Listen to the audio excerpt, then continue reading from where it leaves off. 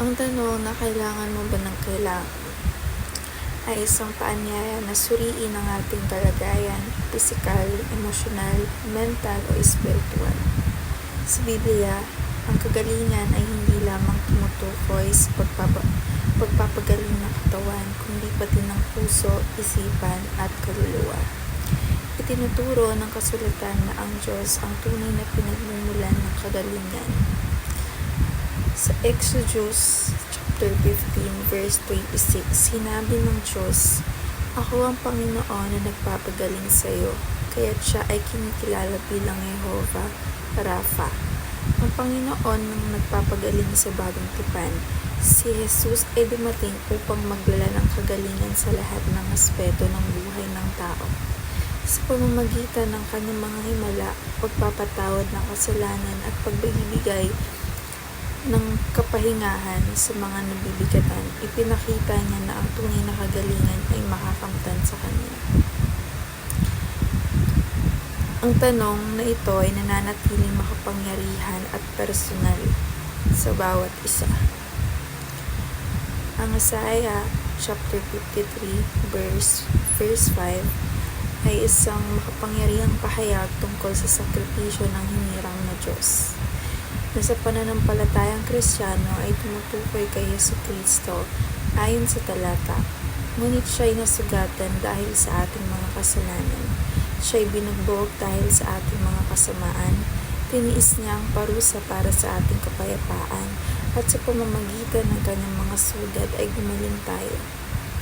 Ipinapahayag nito na ang kanyang paghihirap ay hindi para sa sarili, kundi para sa kapakanan ng sangkatauhan.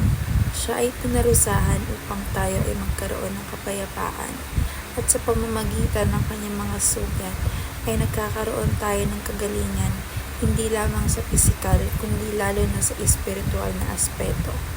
Ang talatang ito ay sentro ng mensahe ng kaligtasan at pagpapagaling na inaalok ng Diyos sa pamamagitan ni Kristo. Be an agent of healing, isang panawagan na maging daluyan ng kagalingan sa isang mundong puno ng sakit, sugat at pagkawatak-watak. Hindi laging nangangahulugan ito ng pisikal na pagpapagaling, kundi higit sa lahat ng pagbibigay ng pag-asa, pag-unawa, kapatawaran at pagmamahal bilang tagasunod ni Kristo. Tayo ay tinatawag na maging liwanag sa dilim, tagapagdala ng kapayapaan sa gitna ng kaguluhan at saksi ng pag-ibig ng Diyos sa mga sugatang puso. Magsimula sa simpleng pakikinig, pagdamay, panalangin at pagkilos. Sa bawat mabuting salita at gawa, maaari tayong maging kasangkapan ng Diyos upang pagalingin ang puso ng iba. Sa mundo ngayon, higit kailanman kailangan nito ang mga taong handang magmahal, umunawa at maglingkod.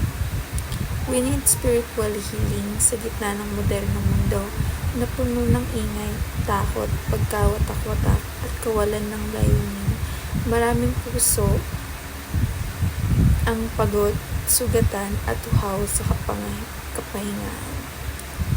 Ang spiritual ay hindi lamang tungkol sa pag-alis ng sakit, kundi sa panunumbalik ng ating kaugnayan sa Diyos, ang tunay na bukal ng buhay, pag-asa at kapayapaan.